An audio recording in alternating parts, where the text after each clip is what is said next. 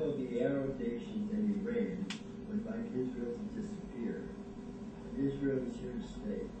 It's not that certain Middle East countries would like Israel to just go away. These Middle East countries are intending on putting Israel away, and they have friends, lots of friends. Their biggest friend is straight north of Jerusalem. It's called Russia, and it's no passive circus there. Russia is a military monster. Its nuclear arsenal rivals that of the US. She has rearmed herself with high-tech weapons from money gained by their large oil and gas exports. She's one lean bear, and she's been unleashed under Putin. Nothing happens in the Middle East without Russia. Russia supplies the entire Arab world with weapons, technicians and advisors. The West hasn't come to grips with Russia's new rise. But an invasion of Israel is unlikely at this point. Aren't they even talking peace with Syria? All information tells us that Russia has gave the green light to those chosen nations to invade Israel.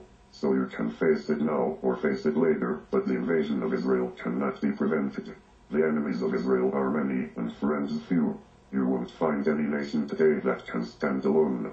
And that's exactly what Israel is going to have to do in the next war. Should these nations invade Israel, there will be a huge human outcry in the international community. So how do they plan to do it? In order to invade a modern nation today, you need political cover. The more the better. For the Arabs, to invade Israel, you need a religious fervor to break out. Religion is the only thing that can unite the Arab world against the Jewish state. It was playing the religious card which allowed Muhammad to conquer the Middle East. And it works now just as well as it worked then. So these nations would need to create a crisis, a trigger, so to speak? There are many triggers which could do that. Any one of them, or all of them, would bring a sleepy invasion down on the little nation. But although we can all speculate on what and when that trigger will be put, you must accept the fact that the trap has already been laid. But as in all well-planned invasions, timing is everything.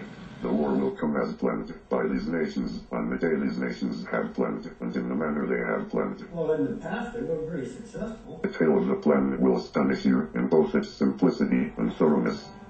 Are these countries really ready for this? Is Israel ready? Is the world ready?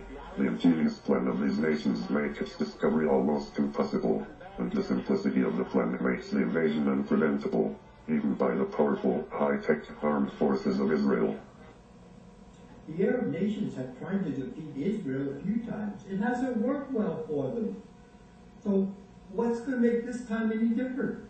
The key to Arab success in any confrontation with Israel is not to repeat the mistakes of the past wars. You cannot put MiGs against F-16s and F-15s. You cannot put T-72 tanks against Israeli Merkava tanks, unless you have used for a lot of Russian high-priced scrap metal. These moves proved to be big mistakes in the last several wars, and the enemies of Israel have no thoughts of doing that again. The modern invasion of Iraq in 1991 and 2003 showed the essential part of modern warfare. To win the war, and to do it quickly, you must have air superiority. Secondly, you must have armor superiority, because sooner or later you need boots on the ground. Lastly, you need isolation. You must be able to isolate the nation you are invading, so it cannot get resupplied in a timely manner. To do that with Israel means you need naval superiority. And more importantly, you need to isolate Israel from the United States. These are big tasks, but essential for victory. They are also very achievable.